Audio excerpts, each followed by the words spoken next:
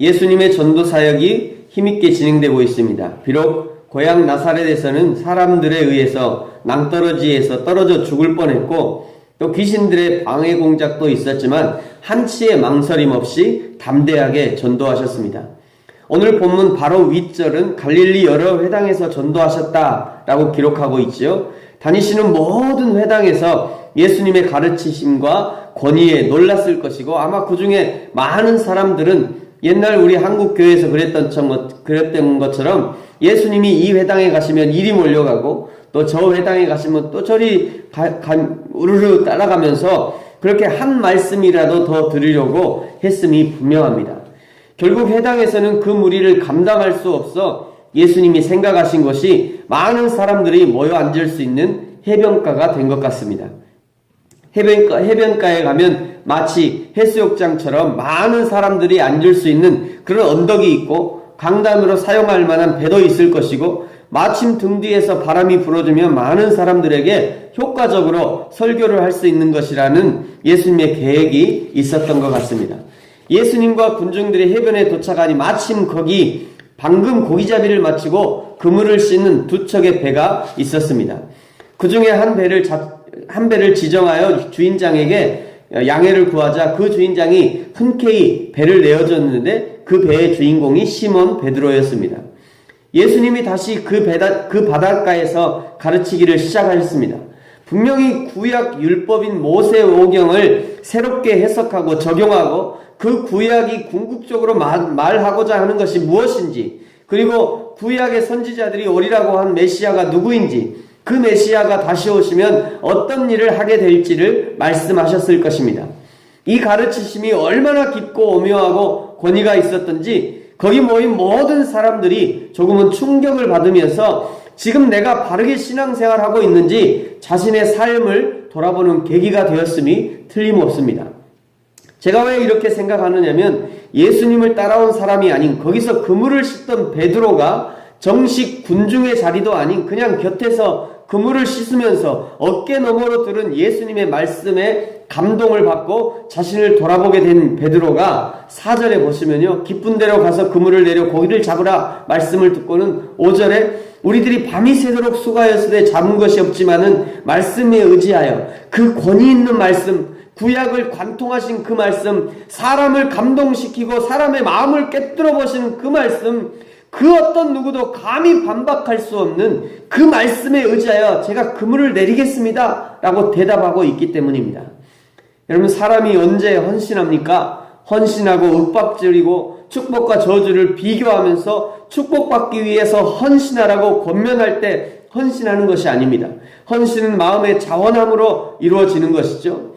그 말씀이 내 마음을 감동시키고 그 말씀이 나를 사로잡을 때 사람은 헌신합니다. 그 말씀이 신앙의 궁금증을 해결하고 목마른 영혼의 가람을 해결할 때 사람은 헌신합니다. 때로는 말씀의 감동과 감화가 조금 부족하다 해도 인격적인 성숙과 배우고 닮아갈 만한 신앙의 모습을 보면서 헌신하게 되는 것입니다. 베드로가 자신의 배를 헌신하고 다 씻은 그물을 말씀에 의지하여 헌신하기로 한 것이 바로 이 결과인 것입니다. 사랑하는 성도 여러분, 저와 여러분의 신앙생활에 이런 기쁨의 헌신들이 있게 되기를 축복합니다. 베드로의 헌신은 즉각적인 열매로 나타났습니다. 오늘 6절과 7절 같이 한번 읽겠습니다. 시작. 그렇게 하니 고기를 잡은 것이 심이 많아 그물이 찢어지는지라.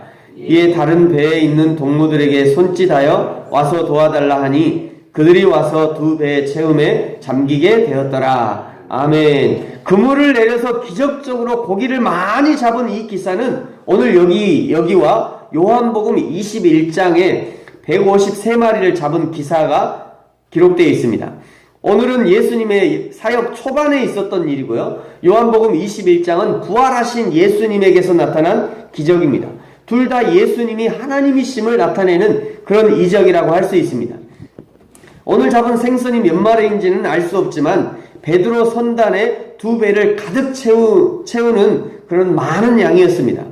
하나님의 헌신에 대한 대가는 이렇게 놀라운 것입니다. 하나님의 축복은 기본을 우리는 보통 하나님의 축복하면 기본이 30배, 60배, 100배로 기본 알고 있잖아요. 근데 저는 가만히 생각해보면 그거보다 훨씬 많은 것 같아요. 왜 그러냐면 예전에 어릴 때 시골에서 이렇게 모내기 해보면요. 뭐 나락 그 씨 하나가 떨어져가지고 거기서 나락 모가지가 나오면 거기서 쌀이 몇 개 달리는 줄 아십니까? 여러분? 쌀랑 모가지에서 그 쌀 알이 몇 개 달리는지 아시는 분? 안 쉬어봤거든요. 옛날 어른들이 그걸 쉬어봤어요. 전부 다. 그랬더니 쌀 밑자를 여러분 쌀 밑자를 한자로 88 이렇게 씁니다. 쌀 밑자. 그러니까 그 쌀 알이 기본 88개가 달리는 게 쌀이에요. 그래서 쌀 밑자를 88 이렇게 쓰는 겁니다. 그러니까 쌀 알이 하나 떨어져서 썩어서 그게 모가지가 닳아서 벼가 되면 기본이 88배인 거예요. 기본이 88배. 그러니까 하나님이 주시는 축복은 기본이 88배. 그 88 곱하기 30배, 60배, 100배. 이것이 하나님의 축복입니다. 그러니까 사실 놀라운 거죠. 우리가 하나님 앞에 축복받는다는 것은 가히 셀 수 없는 것이에요. 우리는 보이는 축복을 중요시하기 때문에 보이지 않는 축복은 세지 않는 경향들이 있습니다. 그러나 보이지 않는 하늘의 면류관까지 생각한다면 하나님 앞에 헌신하는 것이 얼마나 이 큰 축복인가. 이건 세상에서 투자할 수 있는 가장 소중한 투자가 이 하나님 앞에 헌신하는 투자가 아닌가 생각해 봅니다.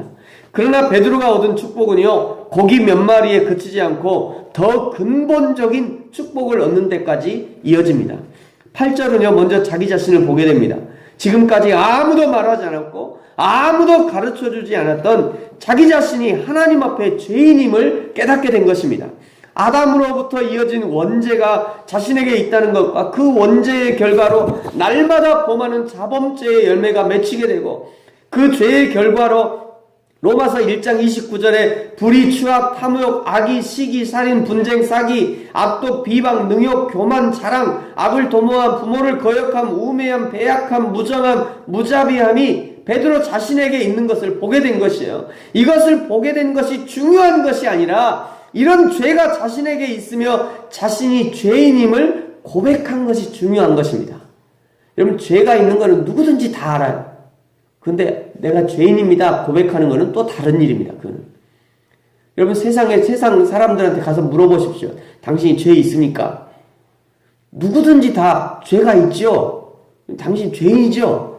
그러면 거기에 대해서 언뜻 제가 죄인입니다. 이 얘기는 또 다른 얘기예요.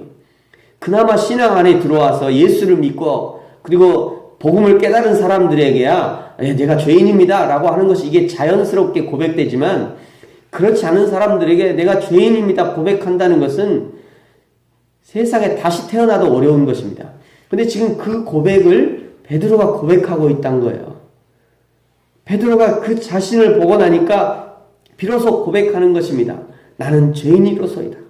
이 고백이야말로 하나님 앞에 가장 거룩한 고백이고 인간이 할 수 있는 최고의 고백이며 하나님의 마음을 감동시키는 고백이고 가장 인간다운 고백이라고 할 수 있는 것입니다.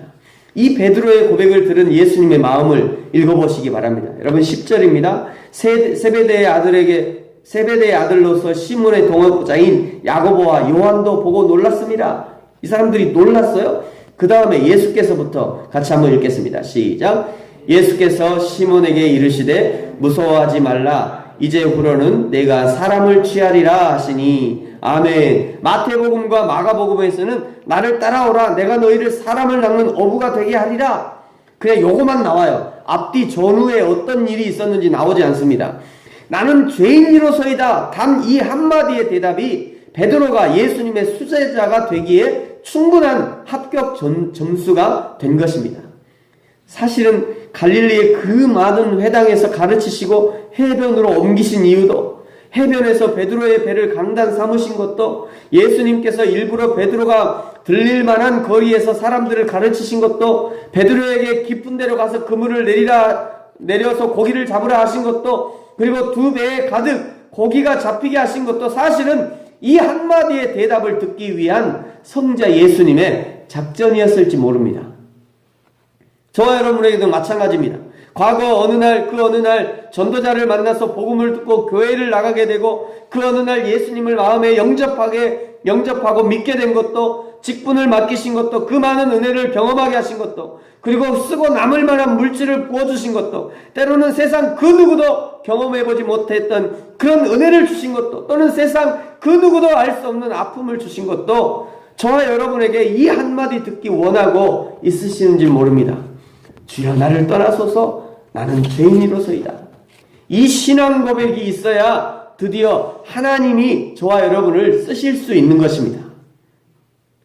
제가 할 만하죠. 제가 쓰일만 하죠. 제가 하나님이 이 정도야 제가 할 수 있죠. 이래서는 하나님이 쓰실 수가 없어요. 주여 죄인입니다. 주여 나를 떠나소서. 내가 무엇을 할 수 있겠습니까? 주여 저는 죄인입니다. 저는 아무것도 할 수 없습니다. 주여 나를 떠나소서. 저는 죄인입니다. 이 고백이 저와 여러분에게 필요한 고백인 것입니다. 사랑하는 성도 여러분, 저와 여러분은 어떤 고백을 하고 계십니까? 그리고 어떻게 예수님을 따르고 계십니까? 11절에 보시면요, 그들이 배를 육지에 대고 모든 것을 버려두고 예수를 따르니라 말씀합니다. 저와 여러분이 오늘 우리를 부르신 예수님을 믿음으로 온전한 순종으로 따르게 되어서 사람을 낚는 어무로 쓰임받는 그런 예수님의 좋은 제자가 되어지기를 예수님의 이름으로 축복합니다. 기도하겠습니다.